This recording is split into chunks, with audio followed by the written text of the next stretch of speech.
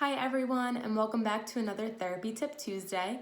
For those of you who may have missed last week's video, my name is Miss Rachel, and for the whole month of October, I'm going to be sharing with you my favorite therapy tips.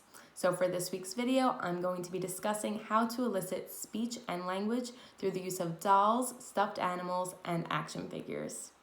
When I was a kid, I had so many different types of dolls. They were my favorite thing to play with. I had Barbie dolls, I had baby dolls, you name them.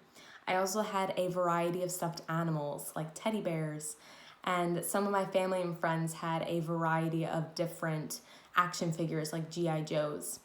These toys are such a staple for play and are commonly found in the homes of a lot of younger children. So that's what makes it a perfect topic to discuss for this week's therapy tip. There are so many ways to target a variety of speech and language goals while playing with these toys. As a general tip, when trying to elicit speech and language, you want to speak at the child's level or slightly above their level. So if your child has limited speech and language output, you want to provide models of what you want the child to say or expand on their utterances to make longer phrases or sentences. So for example, if the child says bear, you would want to say, yes, that's a teddy bear. Or if they say doll, you say, yes, that's a baby doll. In addition to the dolls, stuffed animals, and action figures themselves, they tend to come with a variety of objects or accessories. Some of these items can be things that the child is exposed to on a daily basis or even uses themselves. So this provides great opportunities to target vocabulary both expressively and receptively. So now let's speak on how we can target vocabulary both expressively and receptively while playing with these toys. Say your child is playing with a baby doll. You can speak on the items that the baby may come with, such as their binky, their crib, or their stroller.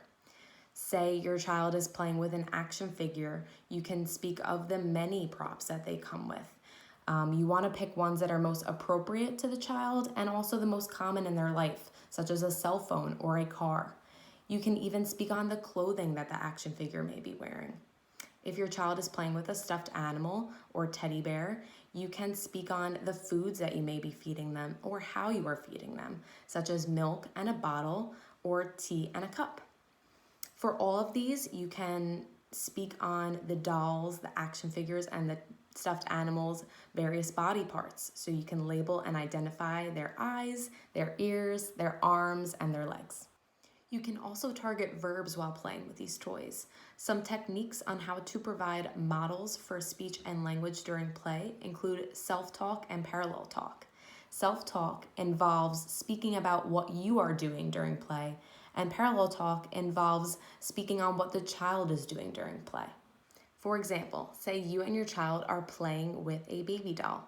You can say things like, look, I am rocking the baby, as an example of self-talk. Say you and your child are playing with a stuffed animal. You can say things like, you are feeding the bear, as an example of parallel talk. You can even narrate what the child is doing with the action figure, such as he is walking or he is driving. When targeting verbs, it's a great opportunity to target emotions as well. For example, you can say things like, the baby is tired, or the bear is hungry, or the man is happy. You can also target prepositions.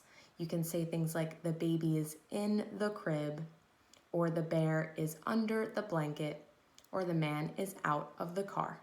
Using these toys and their props can be useful when targeting the production of environmental sounds. Environmental sounds can be thought of as words to represent the sounds that people, animals, and objects make. Environmental sounds can be some of the first words for younger children, so it is helpful when working with your infant and toddler. If you are playing with a baby doll, you can make crying noises. When playing with a stuffed animal or a teddy bear, you can make the respective animal sound. When playing with an action figure and their props, such as a car, you can make car sounds like vroom vroom or beep beep. Lastly, in regard to speech sounds, teddy bears and baby dolls specifically are so great for children who have little to no language output. Bear and baby both have the B sound in them, and the B sound is one of the first sounds that are typically acquired in speech development. So just by playing with your child and saying both baby and bear with the buzz sound, you are helping your child with their speech development. I hope you enjoyed this week's therapy tip, and I look forward to seeing you all next week for another Therapy Tip Tuesday.